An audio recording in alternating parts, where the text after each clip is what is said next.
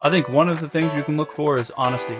If they yes man you the whole time when you're on the call, that's probably a red flag. A quality person that's not going to lie to you, I think is okay saying like, right now is not the time for you to go forward with this. Focus on some other things. Let me give you, these are some free advice, things that you can do to get ready to the stage where we should have another conversation. Welcome to the I Am Wiser podcast, where the biggest questions in healthcare and wellness meet the collective wisdom of industry leaders and innovators. I'm Dr. Laura Purdy, and here we explore the intersections of AI, care delivery, telehealth policy, and more through the lens of those who are reshaping healthcare. This is not just about theory, it's about lived experience and real industry insights. Let's dive in and get wiser together.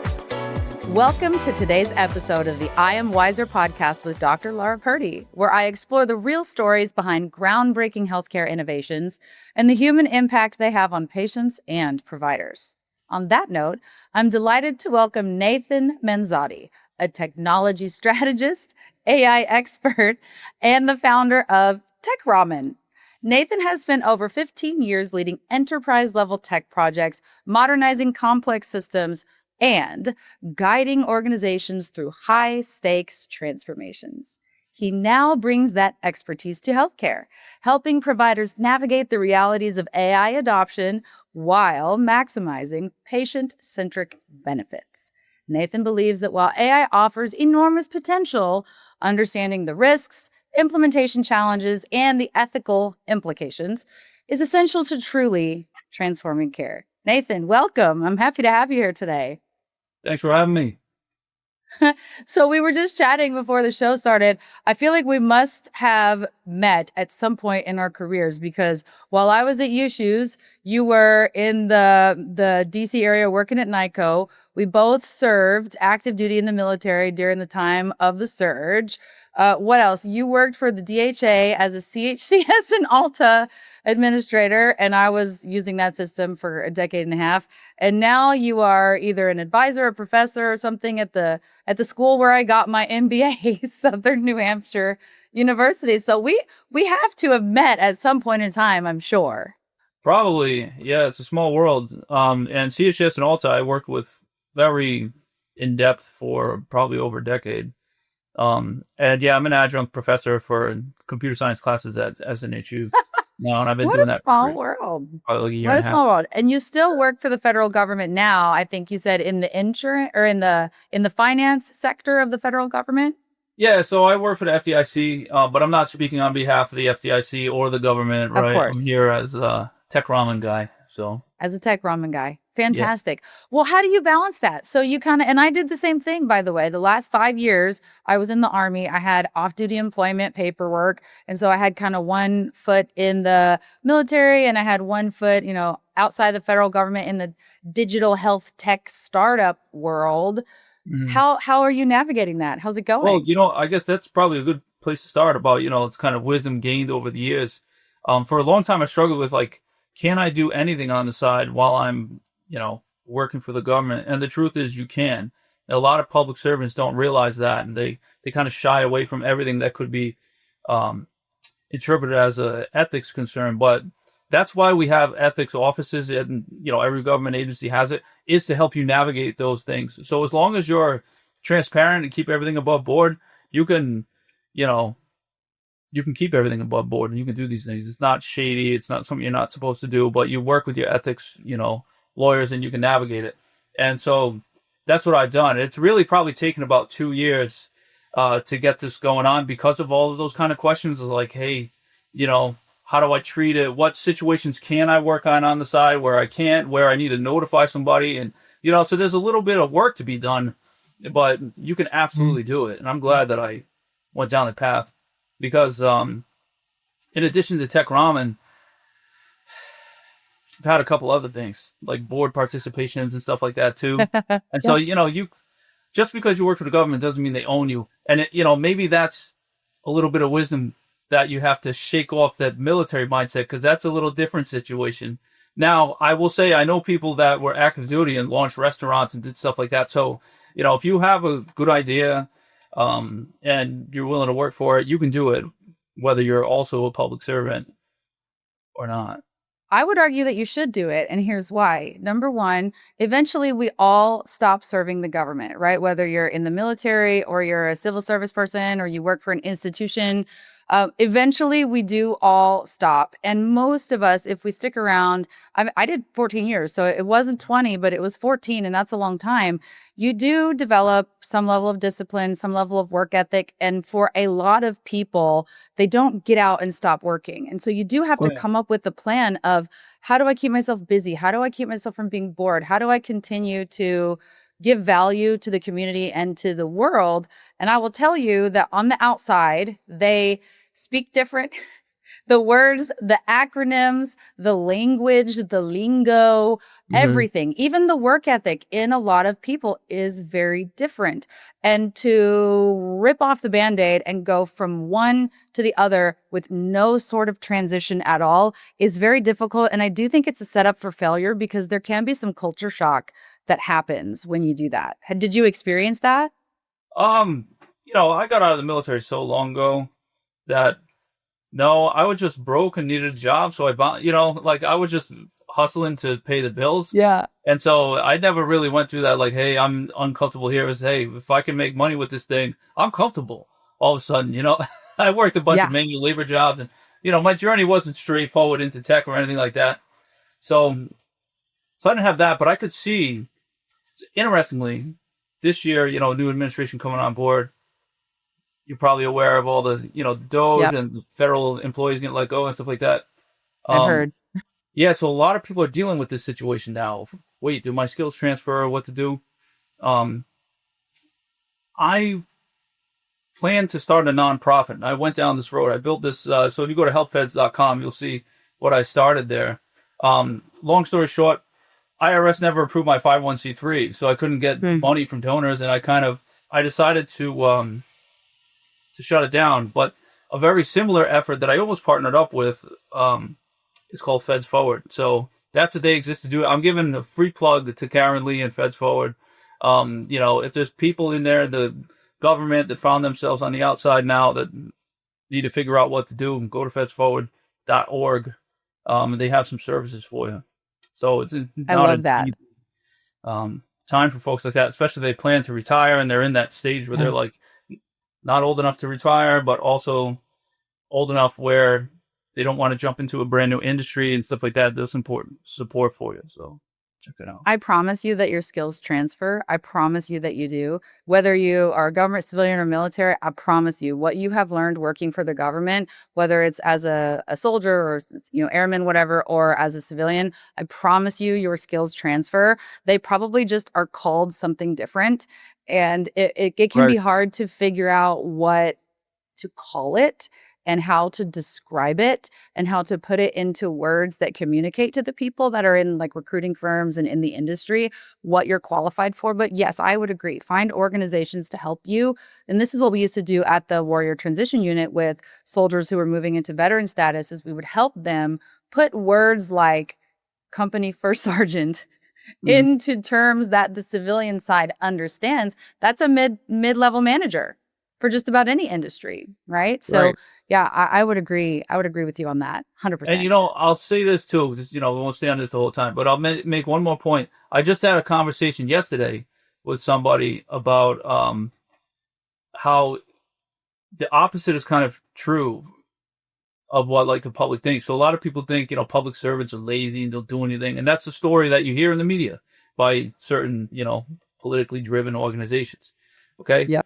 But actually, folks in the private sector that are hiring these government employees that have, just recently become jobless are finding out that they're actually blowing their other workers out of the water because, I think look, people are great from whatever background they come from. Your stars are going to shine, right? No matter how they get there. But you do get a unique kind of hybrid set of skills in the military and in the public sector. The people are dealing with like a lot of constraints all the time, pressure situations, things like that. So, public servants, military people, You're overqualified probably, so don't worry about it. Yes, you are. Yeah, contact those organizations that'll help you, and you'll get back right into it. You'll be fine. That's right. Find somebody to help you. Feel confident in who you are and what you have to give to society. And I agree with you. You will find a job. So I agree. Thank you for that. I hadn't even thought about that as a part of the conversation today, but I think that is a really valuable piece of wisdom for people who find themselves in that situation and don't know what to do. So let's shift a little bit because I do want to talk about Tech Ramen. So for me, I have been in the digital health tech startup industry for almost a decade, 5 years of which overlapped my time in the military with permission and all ethically above board.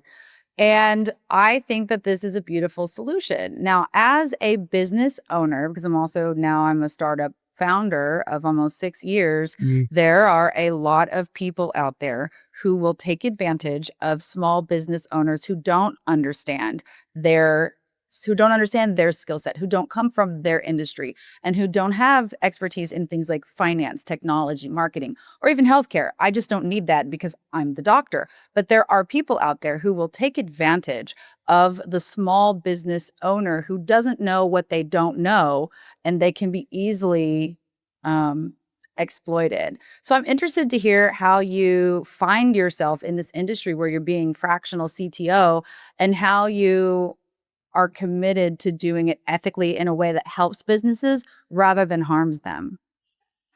Right. So, yeah, I think right now we're at a unique time in history because of things that are going on with technology, especially with AI and, other technologies also that have to support AI. They're all evolving really fast. So everybody kind of knows that they can use technology as an accelerant for their business, right? The difference between large and small business, in my opinion, is having the resources to immediately do so, right? Yeah. So it's created an environment where small and especially medium-sized businesses have a lot of data that they've been collecting. But if they're not technology-focused businesses, they probably don't have mature tech on the back end of their business, right? And even if they do, it's probably been set up piecemeal as they needed to solve one problem at a time. And so as they scale, it's disjointed, and then... I can relate to what you're saying right now. I feel that deep in my soul, what you're saying right now.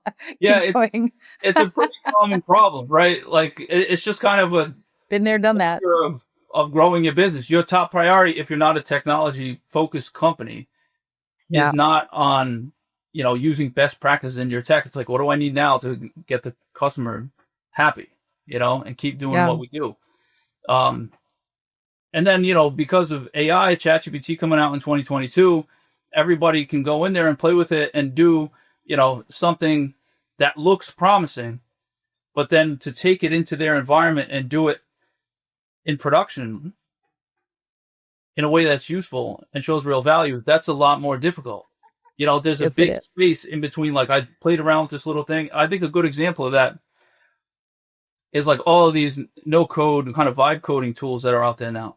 You can create a website front page in 10 minutes, Wow. But now to connect that to secure authentication and, storage on the back end or some other middleware services that you have, to put it in the cloud and configure all that, that's a whole nother thing. And most small businesses don't have that skill set in-house, right? So what happens is they say, okay, I've played around with this AI tool and it got me to this place. I think I have a use case for a product that my industry would love. And they know the value proposition well, right? But they go, okay, what should I do?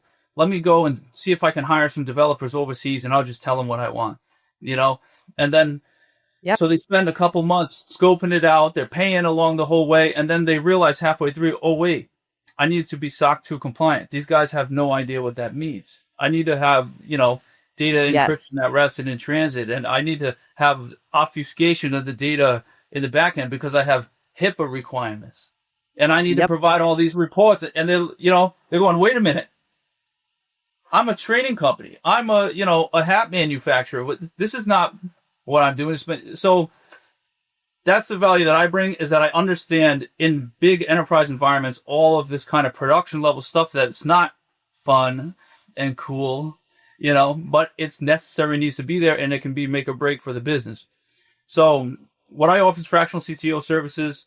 Right now, I go in, work with the execs, look at the tech stack, make a recommendation on what we should do, how much it's going to cost, stuff like that. Kind of a go, no-go decision. Do you really want to go down this path?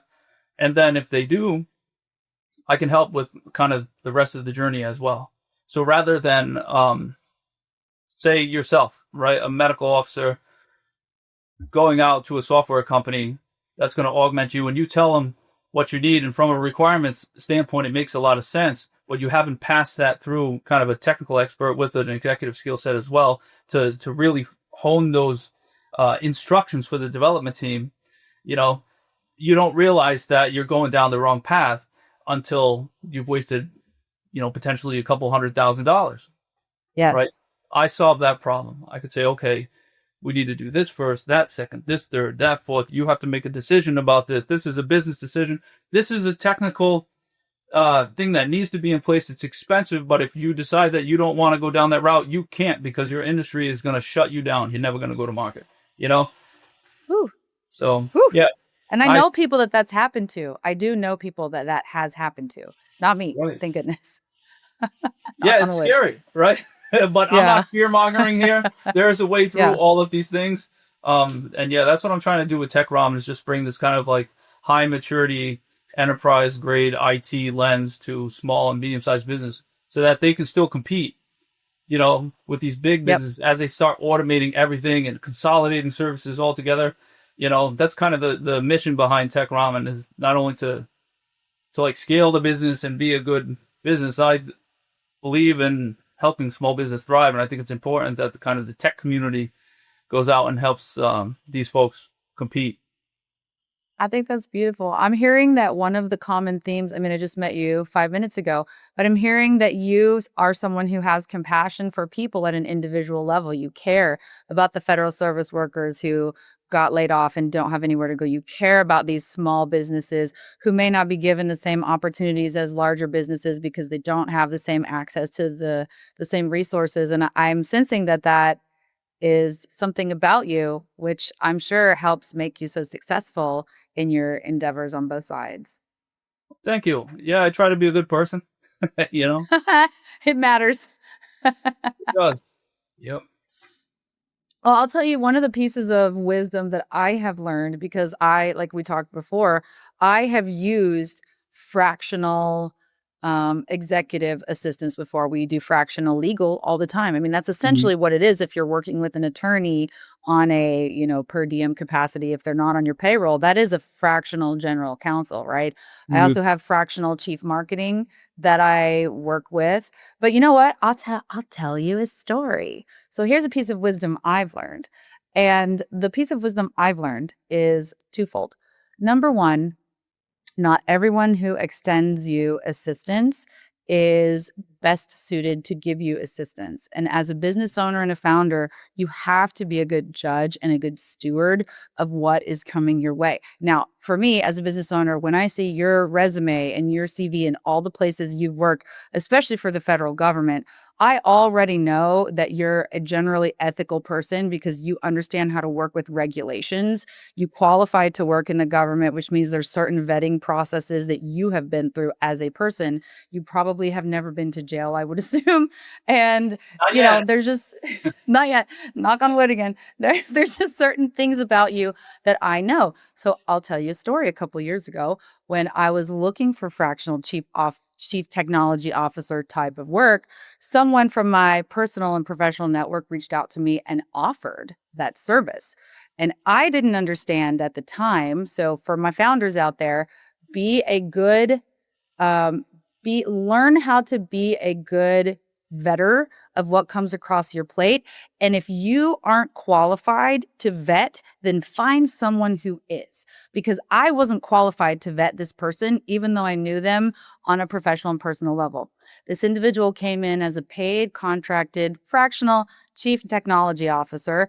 And after about, we'll say 5 or 6 months of attempting to set up our back office systems, and this was the deepest knowledge gap that I had.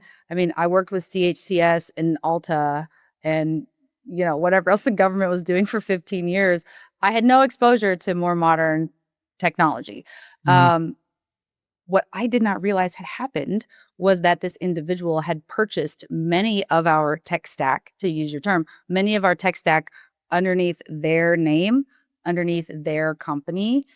I know it gets worse. My Stripe, my QuickBooks, my Zoom, and the infrastructure for, at the time, the building of my EHR was all purchased under something that I didn't have control over.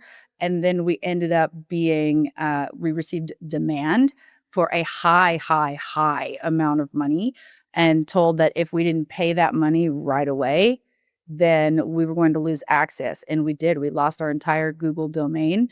We lost our Stripe and our QuickBooks, which I was able to get back because I knew that they were federally regulated. And Mhm. so, of course, I threatened, reporting to the federal authorities and got those back. But I never got my Google domain back. I never got 2 years worth of work emails just gone. And never got that EHR that we paid for 6 months either. And Well, that was because I didn't understand as a business owner how to vet someone like you. So what advice would you give? Like, let's say if I was coming to you and saying, okay, Nathan, help me be a good connoisseur of people to work for. What do we look for in people like Tech Ramen and people like developers? How do you know somebody's going to do well by you and not try to steal your entire domain? um,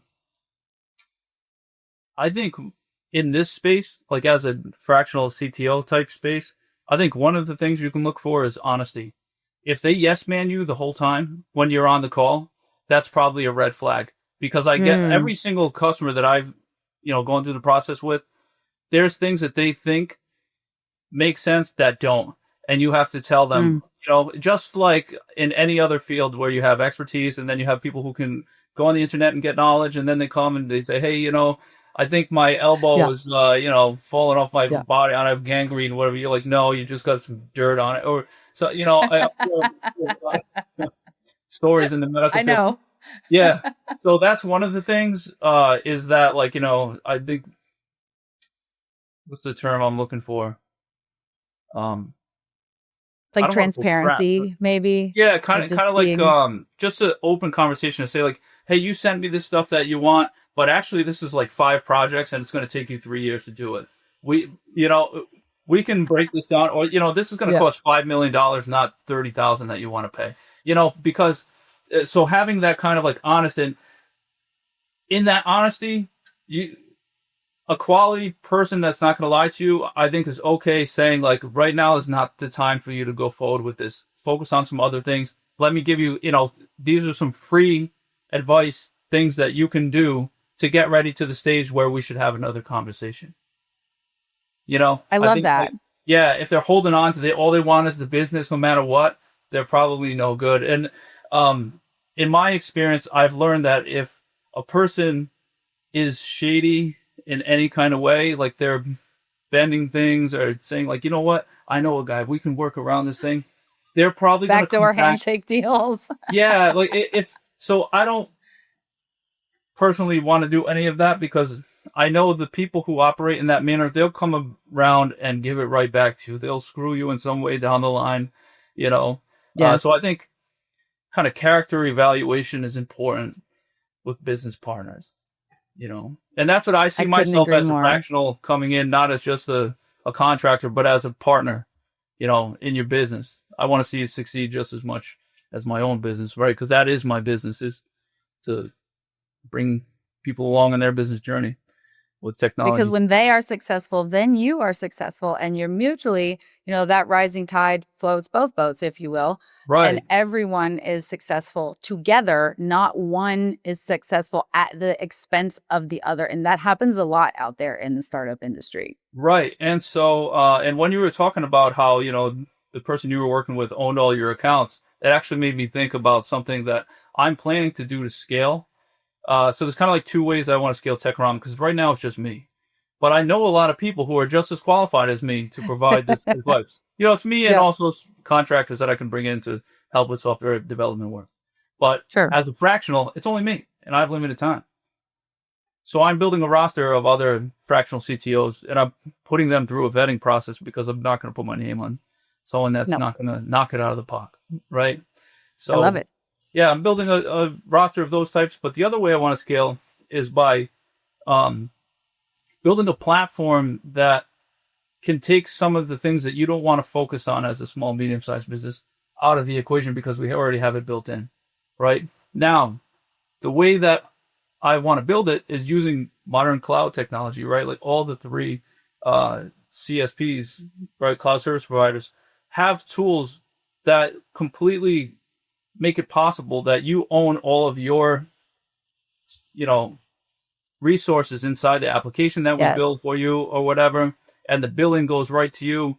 It's a pass through, but we can still share some of the services from our account. Like we'll set up an enterprise grade multi-account structure, and we use like secure technology so that my support team can still support your application and do everything that it needs to do. But your cloud resource costs, it's all in your name and all of that. You pay directly to, Azure or AWS or GCP. We don't upcharge your infrastructure costs. You know what I'm saying? So That's that the way to do it. right. Yes. Because it's also, in my opinion, I don't know why I'd want to be holding your Stripe account or your QuickBooks, right? You don't. I don't I think you don't. do, right? Not in a million years, yeah. Because that's a No. risk for me. Yes, it is. Yeah. And like I said, we got it back. But that's what we're looking for. Founders and small business owners. That's what we're looking for is people who don't want to back you into a corner or take away your freedoms or your privileges or your rights on your own stuff and say, oh, we got this for you. Don't worry about it. We got this. Don't worry about it. But people who will say, this is yours. And we're going to help you manage and set up and maintain and sustain what is yours. Not we're going to do this for you and take it away from you. That's not the Right. point. And in that specific instance, like I said, I'm still building out this offering. But the idea is that, let's say you onboarded to Tech Ramen platform, right? Tech Ramen Cloud is what I'm going to call it. Okay. Even I though you love it. own your own cloud, right? Yeah. Your own cloud instance for your applications or whatever infrastructure we set up for you.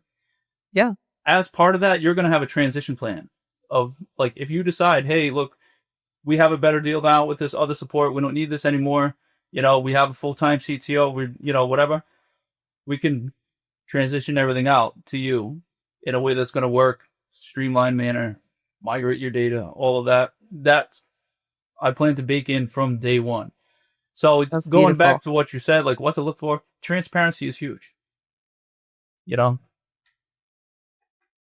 And someone who wants to grow with you, but is allowed, like just like what you just said, will allow you to grow without them, right? You want every company that you work with, I assume, because this is how I feel too. If I'm a fractional chief medical officer, I want every company that I work with to become so big that they have to go hire their own full-time chief medical officer because I can't give them, I'm successful. And you're probably the same way. You want every company to be so big and so prosperous that they have to hire a full-time salary with benefits CTO and a whole tech 100%. department because Yeah. that's how successful they are because of the help you gave them at that smaller stage to help take it to the next level. See, and I think it's a mindset thing, right? Like, I see that as a win. If the Yes. company moves on, they're successful, and now they have to scale huge, that it's not that I'm losing a customer. It's that I have a success case, and the more of those I have, the more I'm going to be seen as an accelerator, a business Yes. accelerator, which helps me grow, right? Because it's not locking in a couple accounts. It's like, yeah, I can get more. Effectiveness. Yeah, I can get more business Effectiveness. out into the economy. It's good for everybody. Now that opens up all sort of other doors, right? You can maybe get funding from the state or something, and you're Yeah. working with bringing interns on to train and all this. So you don't have to screw people. That's kind of No. one thing that so going back to the how I'm wiser thing, just as a human, I've learned, if I meet somebody and when they have the opportunity to help somebody or screw them, they screw them, then they're no good. No. Help people. Yes. Yeah. I love that. The true motives will always shine through. And another thing that I will often say is the best predictor of future behavior is past behavior, which is also what you said. If you see someone who's showing that behavior somewhere, they will probably come back around and show it to you. So be careful who you associate with, because those things tend to become patterns. Right. My goodness. That's a lot of wisdom. That's like 15 pieces of wisdom for one episode. So I think that was a really high powered episode. So, okay, Nathan, we have reached the end of our time, although I feel like I am much wiser and maybe even a little smarter with all those tech acronyms you're throwing out there. Yeah. Try to No, I love it. I love it. Come We on. gotta use it because we all gotta learn how to speak this language eventually, right? Or we're gonna be obsolete. So can you tell us where can we find you at Tech Ramen? LinkedIn, website, Instagram, where are you right now? So you can go to techramen.com, see my very basic website. But you can put in a request through that to get in contact with me, or feel free to reach out. LinkedIn, Nathan Manzotti, just, Google my name and you'll find my LinkedIn. Or you can send me an email directly, nathan.manzotti@techramen.com. And yeah, That's I'm here to awesome. support you. So reach out and we can have a conversation, see what we can do. Are you taking new clients right now, or is your plate full? Where are you? What's your lead time for onboarding if somebody wants to do discovery and get on your profile, like get on your suite of clients? How long is the lead time right now? Currently, as of October 1st, 2025, I have space for one more client. So, Get in there. yeah. And I'd love to work with you. So Get in there, people. Reserve your but spot I now. will mention one more time. So I am in the process of creating a roster and, verifying experience for other fractional CTOs with the same or better level of experience that I have. So if you're interested in working with me, reach out. Even if I'm at capacity, we'll find a way to help you one way or another. I love it. Nathan, thank you so much. You're all about helping people, and I can tell you're very ethical and you're very wise from all the experiences that you had. So thank you for being here today. I wish you the best of luck in everything. And you know what? Maybe we'll do this again in a couple years and kind of see where Tech Ramen is and see how you're doing on the outside after that time comes. I would love to watch your progress because I think you're going to be very successful. So thank you for being here today. Well, I appreciate it, Dr. Purdy. Thank you so much for having me.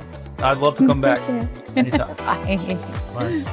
Thank you for tuning in to the I Am Wiser podcast, where each episode brings us closer to a wiser, more human approach to healthcare. If today's conversation inspired you or sparked new ideas, share it with someone who's ready to rethink healthcare. And if you have a story or innovation that could light the way for others, reach out. We'd love to hear from you. This space is yours too. Don't forget to follow, rate, and review us on your favorite platform. Until next time, stay curious, stay courageous, and stay wiser.